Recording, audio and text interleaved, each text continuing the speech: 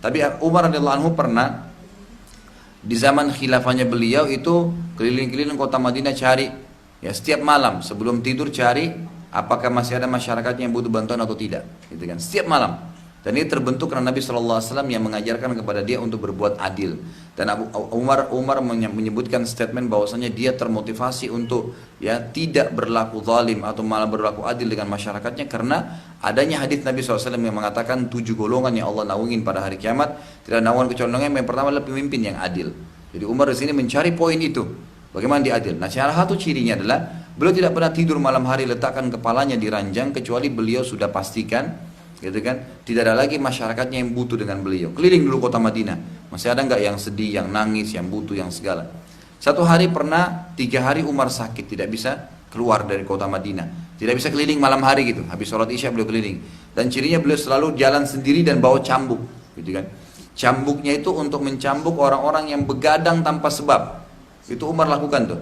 Jadi kalau ada orang-orang kumpul di jalan, kemudian ditanya sama Umar, kenapa kalian kumpul-kumpul? Kalau alasannya tidak jelas, misalnya bukan karena ada kejadian orang meninggal, kejadian orang sakit yang sesuai dengan syar'i, cuma ngumpul untuk ngobrol-ngobrol, dicambukin sama Umar. Umar mengatakan, pulanglah dan tidurlah, apakah kalian omong kosong sehingga kalian kehilangan sholat malam dan sholat subuh kalian? Tidak ada gunanya gitu, dicambuk sama Umar.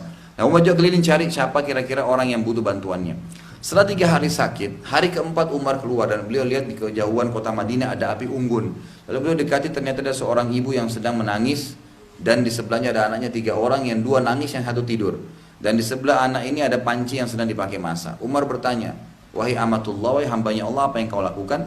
Kata ibu tersebut, saya sedang masak batu. Saya sedang masak batu. Jadi dibuka pancinya di batu. Kenapa anda masak batu? Kata Umar. Dia bilang, anak-anak saya sudah 3 hari lapar, nggak punya makanan, gitu kan? Dan pemimpin negara ini tidak perhatikan kami. Dia tidak tahu kalau Umar ini adalah rajanya, gitu kan? Dia bilang pemimpin negaranya tidak perhatikan kami, gitu kan? Dan saya masak batu supaya anak-anak saya mengira saya masak makanan, capek menunggu, akhirnya mereka tertidur. Supaya begitulah 3 hari saya lakukan. Maka Umar pun tidak banyak bicara, langsung ke Baitul Mal, mengambil gandum, mengambil kebutuhan-kebutuhan makanan, dan beliau pikul dengan pundaknya. Dalam beberapa athar disebutkan bahwasanya Abu Musa al-Asy'ari datang kepada Umar, sahabat Nabi yang lain, berkata, wahai Amir Mu'minin, wahai pemimpin orang-orang yang beriman, apa yang anda lakukan? Kenapa mikul-mikul barang malam-malam? Biar saya bantu. Kata Umar, apakah kau ingin memikul dosaku hari kiamat? Itu artinya ini tugas saya. Maka Abu Musa penasaran, ada apa nih? Diikutin dari belakang. Sampai ke rumah ibu janda tadi, bukan di rumah ya, di pinggir jalan gitu kan. Lalu Umar datang lalu memasakkan gandum.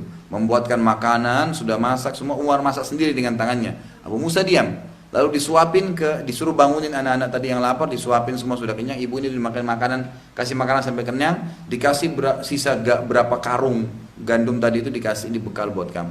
Lalu ibu itu karena senangnya bilang begini, kalau pemimpin negara seperti anda, gitu kan, maka tidak ada orang yang lapar gitu.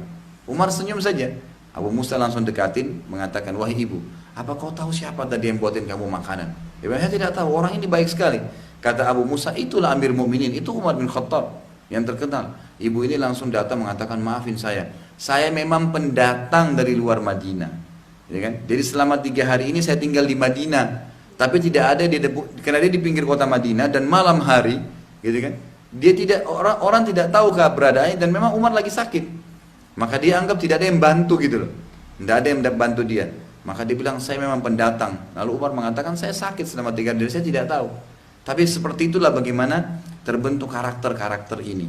Mereka dapat jaminan surga karena mereka berbuat seperti ini.